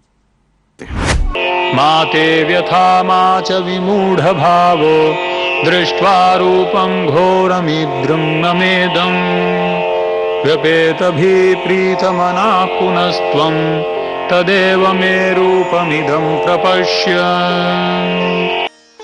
તું મારા આ ભયાનક રૂપને જોઈને અત્યંત વ્યથિત થયો છે તથા મૂંઝાઈ ગયો છે. હવે તે ભલે સમાપ્ત થાય. હે મારા ભક્ત, સર્વ વ્યથામાંથી તું મુક્ત થા. હવે તું શાંત મનથી તને ગમતા મારા સ્વરૂપનું દર્શન કરી શકે છે. આ 49મા શ્લોકમાં ભગવાન કૃષ્ણ કહે છે કે હવે હું મારો આ વિશ્વરૂપ બંધ કરું છું અને તું ચતુર્ભુજ રૂપના દર્શન કર. તો ભગવાન કહે છે તું આ મારા ભયાનક રૂપને જોઈને અત્યંત વ્યથિત થયો છે તથા મૂંઝાઈ ગયો છે, તે ભલે હવે સમાપ્ત થાય, તે ભલે હવે સમાપ્ત થાય. તો આ શ્લોકમાં ભગવાન બોલી ગયા છે. એટલે આ શ્લોકની અંદર શું થયું છે? વિશ્વરૂપ બંધ થઈ ગયો છે, એ યાદ રાખજો. કમ્પ્લીટ બંધ. હવે તું સર્વ વ્યથામાંથી મુક્ત થા, શાંત મનથી તું તારા ગમતા રૂપને જો. તો એને કોના માટે પ્રાર્થના કરી હતી? ચતુર્ભુજ રૂપ માટે પ્રાર્થના કરી હતી. એ એને હવે ગમતો હતો. તો એટલે હવે નેક્સ્ટ શ્લોકમાં, શ્લોક સંખ્યા 50માં સંજય ધૃતરાષ્ટ્રને જણાવશે કે હે રાજન, હવે ભગવાને વિશ્વરૂપને બંધ કરી દીધું છે, ચતુર્ભુજ રૂપમાં આવી ગયા છે અને એના પછી ભગવાન પાછા દ્વિભુજ રૂપમાં આવી ગયા છે. એવું કોણ જણાવશે? સંજય ધૃતરાષ્ટ્રને જણાવશે નેક્સ્ટ શ્લોકમાં. સંજય ઉવાચ ઇત્યર્જુનમ વાસુદેવસ્તથોક્ત્વા સ્વકં રૂપં દર્શયામાસ ભૂયઃ આશ્વાસયામાસ ચ ભીતમેનમ ભૂત્વા પુનઃ સૌમ્ય વપુર્મહાત્મા. સંજયે ધૃતરાષ્ટ્રને કહ્યું, અર્જુનને આ પ્રમાણે કહ્યા પછી પૂર્ણ પુરુષોત્તમ પરમેશ્વર કૃષ્ણે તેમનું સાચું ચતુર્ભુજ રૂપ દર્શાવ્યું અને છેવટે પોતાનું દ્વિભુજ રૂપ દર્શાવી ભયત્રસ્ત અર્જુનને ઉત્સાહિત કર્યો. આ 50મો શ્લોક સંજય બોલે છે અને ધૃતરાષ્ટ્રને જણાવે છે કે હવે ભગવાન કૃષ્ણે વિશ્વરૂપને બંધ કરી દીધો છે, ચતુર્ભુજ રૂપ બતાવ્યો છે ભગવાન કૃષ્ણે અને ફરી પાછા પોતાના દ્વિભુજ રૂપમાં આવી ગયા છે. તો સંજય શું કહે છે? ઇતિ અર્જુન વાસુદેવ તથોક્ત્વા. સંજય ધૃતરાષ્ટ્રને કહ્યો, અર્જુને આ પ્રમાણે કહ્યા પછી, ભગવાને આ પ્રમાણે કહ્યા પછી અર્જુને પૂર્ણ પુરુષોત્તમ પરમેશ્વર વાસુદેવ સ્વકમ રૂપમ દર્શાયામાસ ભૂય. સ્વકમ રૂપમ પોતાનો ચતુર્ભુજ રૂપ બતાવ્યો. આ ચતુર્ભુજ રૂપ છે એ ભગવાનની અંદર છે, જ્યાં જ્યાં જોઈએ ત્યાં ત્યાં એ પ્રકટ કરે છે. એમણે ઘણીવાર પ્રકટ કર્યું છે. ભાગવતમાં ઘણીવાર વર્ણન છે. સૌથી પહેલા પ્રકટ કર્યો તો વસુદેવ અને દેવકી સામે ચતુર્ભુજ રૂપ, અને પછી દ્વિભુજ રૂપ ધારણ કરી લીધો. પછી બીજી કથા આવે છે મહાભારતમાં અને શ્રીમદ ભાગવતના પહેલા સ્કંદમાં કે અશ્વત્થામાને પકડીને અર્જુન લાવે છે કે જ્યારે અશ્વત્થામાએ રાતે સૂતેલાને 5 પાંડવોના છોકરોને મારી નાખે છે, તો અર્જુન દ્રૌપદીની સામે પ્રતિજ્ઞા કરે છે કે હું એનો માથો લાવીશ એમ. તો એને પકડીને બાંધીને લાવે છે. તો ભીમ બહુ ગુસ્સે થઈ જાય છે અને બીજા બધા ભાઈઓ પણ ગુસ્સે થઈ જાય છે. અર્જુન બી ગુસ્સે હોય છે. ખાલી યુધિષ્ઠિર મહારાજ અને દ્રૌપદી એ બે ના પાડે છે અશ્વત્થામાને મારવાની. પણ આ 4 જણા શું કરે છે? અર્જુન, ભીમ, નકુલ અને સહદેવ એ મારવા જાય છે અશ્વત્થામાને. તો ભગવાન શું કરે છે? 2 હાથથી તો 2 જણને પકડે ને, એટલે ભગવાન 4 હાથ પ્રકટ કરે છે અને 4થી 4ને પકડ લે છે કે ના મારશો એને. એ બહુ લાંબી કથા છે, પણ ત્યાં ભગવાન ચતુર્ભુજ રૂપ પોતાનો પ્રકટ કરે છે. બીજો એકવાર ઉદાહરણ છે દ્વારકામાં. રૂકમણીજી ભગવાનની સેવા કરતા હોય, પંખો ઢાળતા હોય અને ભગવાન એમની જોડે મજાક કરે છે કે તું ક્યાં ગોવાળિયા જોડે પરણી ગઈ, કે હું તો એ ગોવાળિયો માણસ હું, શિશુપાલ તો બહુ મોટો રાજા છે, હું કેવો ડરપોક માણસ છું, પાણીની અંદર રહું છું, જો તું કેવા ને ખોટા વ્યક્તિને પરણી ગઈ. ભગવાન એવું મજાક કરતા હતા. તો રૂકમણીજી સિરિયસ થઈ ગયા, એમ બહુ બેહોશ જેવા થઈ ગયા, તો પડતા હતા. તો ભગવાન કૃષ્ણે ચતુર્ભુજ રૂપમાં પ્રકટ કર્યા અને 4 હાથથી પકડ્યા. કોને? રૂકમણીજીને. તો એવી ઘણી જગ્યાએ વર્ણન છે કે ભગવાને જ્યાં જ્યાં જરૂર પડી ત્યાં પોતાનો ચતુર્ભુજ રૂપ પ્રકટ કર્યો. એકવાર રાસલીલામાં પણ પ્રકટ કર્યો, ભગવાન કૃષ્ણ ગોપીઓમાંથી અદૃશ્ય થઈ ગયા. આગળ જઈને ચતુર્ભુજ રૂપમાં બેસી ગયા. ભગવાન જોવા માંગે છે આ લોકો શું કરે છે મારા સાથે, કેવું વ્યવહાર કરે છે મારા સાથે, એમ શું પૂછે છે. અને ગોપીઓ આવીને કે હે પ્રભુ, અમારા કૃષ્ણ તમને જોયા છે? હે પ્રભુ, અમારા કૃષ્ણ તમે જોયા છે? ભગવાન મનમાં હસવા લાગ્યા, હું જ કૃષ્ણ છું કે. તો કહેવાનો મતલબ એવું છે કે ભગવાન કૃષ્ણ જ્યારે જોએ ત્યારે ચતુર્ભુજ રૂપ પ્રકટ કરી શકે છે એકચ્યુઅલી. તો આ શ્લોકમાં સંજય ધૃતરાષ્ટ્રને જણાવે છે સ્વકમ રૂપમ દર્શાયામ, પોતાના રૂપનો દર્શન કરાવ્યો, ચતુર્ભુજ રૂપનો. પછી શું કહે છે?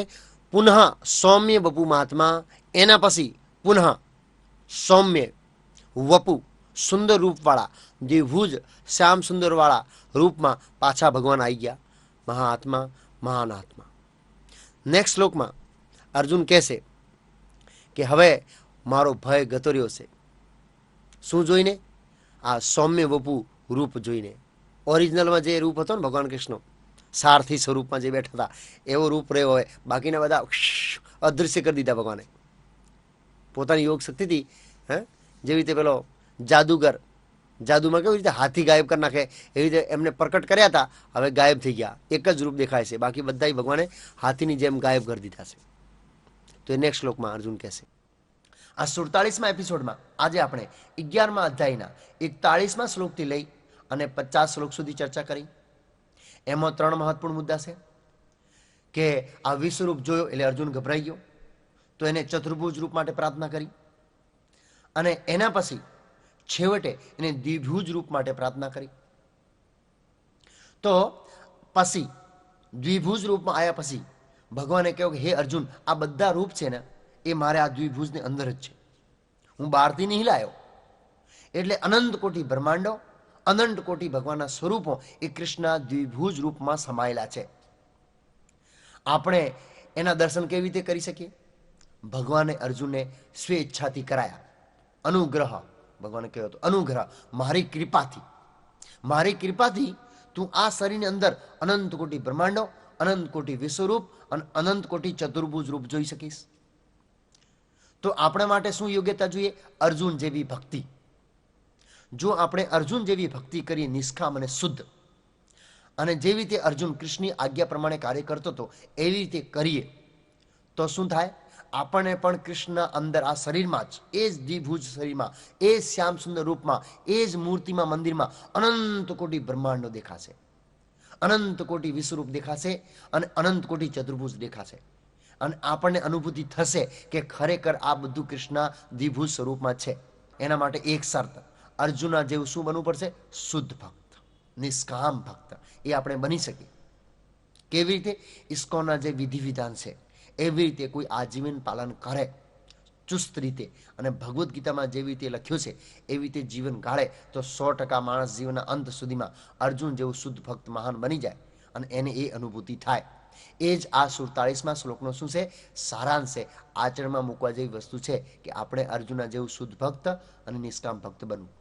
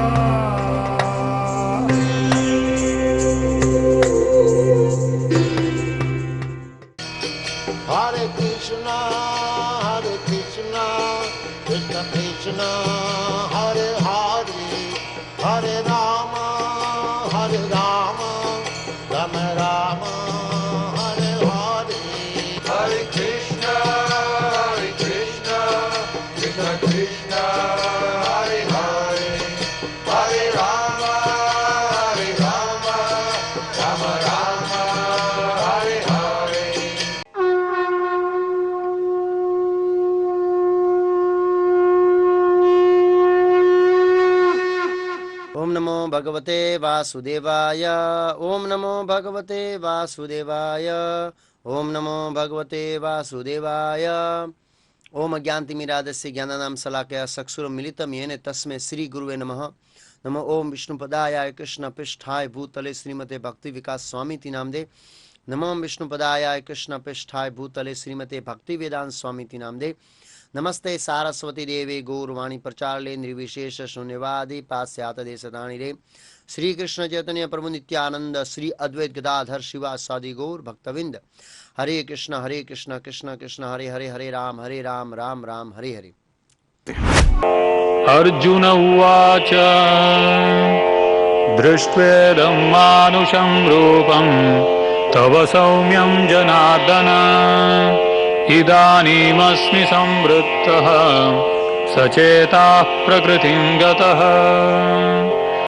જ્યારે અર્જુનને ભગવાન કૃષ્ણનું તેમના મૂળ રૂપમાં દર્શન થયું ત્યારે તેણે કહ્યું, હે જનાર્દન, આપનું આ અત્યંત સુંદર મનુષ્ય સમાન રૂપનું દર્શન કરીને હવે હું સ્વસ્થ ચિત્તવાળો થયો છું અને મારી મૂળ પ્રકૃતિ મેં પુનઃ પ્રાપ્ત કરી છે.